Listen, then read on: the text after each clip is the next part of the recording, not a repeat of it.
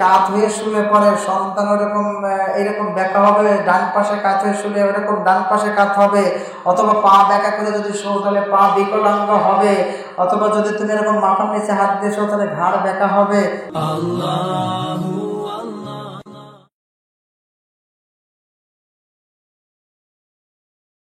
প্রশ্নটা হচ্ছে যে চন্দ্র ও সূর্য গ্রহণের সময় গর্ভবতী মায়েদের করণীয় কি? কথা বুঝতে পেরেছেন? গর্ভবতী মায়েদের করণীয় কি? কোন সময়? চন্দ্র এবং সূর্য গ্রহণের সময়। জি, চন্দ্র এবং সূর্য এই দুইটি আল্লাহ সুবহানাহু ওয়া তাআলা সৃষ্টির মধ্যে যত সৃষ্টি আছে তার মধ্যে উল্লেখযোগ্য দুইটা সৃষ্টি, ঠিক কিনা? এই দুইটা জিনিস কখন চন্দ্র গ্রহণ লাগে আর কখন সূর্য গ্রহণ লাগে, এই বিষয়টা বিজ্ঞান যেটা বলছে যে সূর্য যদি চলতে চলতে পৃথিবী এবং চন্দ্রের সমান্তরালে আসে তখন সূর্য গ্রহণ লাগে। কি গ্রহণ লাগে? সূর্য গ্রহণ। আর যদি চন্দ্র চলতে চলতে পৃথিবী এবং সূর্যের মাঝামাঝি এসে পড়ে তাহলে তখন সেটা চন্দ্র গ্রহণ লাগে। কি লাগে? চন্দ্র গ্রহণ লাগে। আমাদের দেশে আমরা তো এরকম ফলো করি যে যদি চন্দ্রগ্রহণ লাগার কথা শুনি বা সূর্যগ্রহণ লাগার কথা শুনি আমরা বিভিন্ন রকম দেখা যাচ্ছে জিনিসপাতি দিয়ে দেখার চেষ্টা করি যে পানিরা দেখো কেমন করছে, কি বিপদ হচ্ছে ওদের, এরকম একটা চিন্তা চেতনা আছে না? নাই? আছে না। চন্দ্রগ্রহণ সূর্যগ্রহণ লাগলে আমার আপনার কাজটা হবে কি? আল্লাহ রাব্বুল আলামিনের রাসূলের একটি হাদিসের থেকে আমরা জেনে যাব। আল্লাহ রাসূল সাল্লাল্লাহু আলাইহি ওয়াসাল্লাম বলেন, ইন্নাশ শামসা ওয়াল কামারা মিন আয়াতিল্লাহ। চন্দ্র এবং সূর্য আল্লাহর সৃষ্টির মধ্য থেকে দুটি নিদর্শন। সুবহানাল্লাহ। নিদর্শন কি না? নিদর্শন।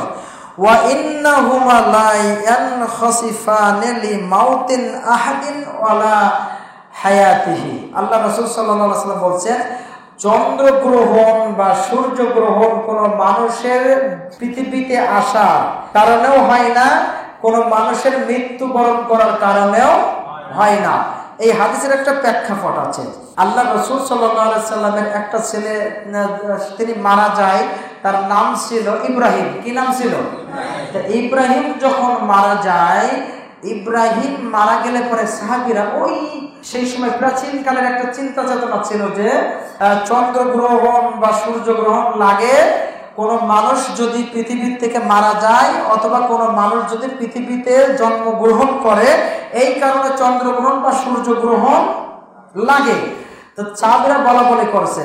এক পর্যায়ে নবীজি সাল্লাল্লাহু আলাইহি ওয়াসাল্লামের কাছে যখন এই কথা গেল, নবীজি সাল্লাল্লাহু আলাইহি ওয়াসাল্লাম বললেন যে শোনো, এটা কোনো মানুষের পৃথিবীতে আসার এবং যাওয়ার কারণে হয় না।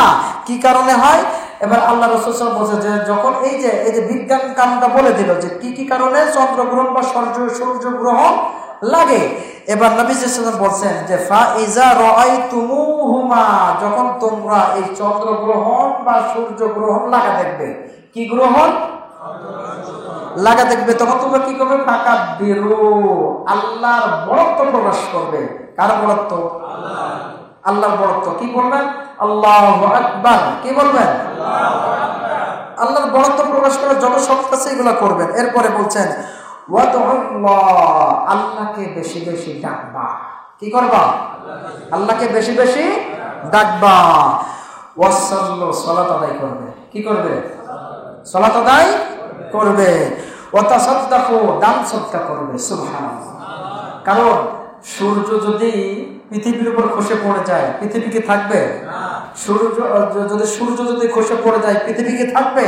ধ্বংস হয়ে যাবে। কারণ ওগুলা পৃথিবীর থেকে অনেক অনেক গুণ বড়, ঠিক না?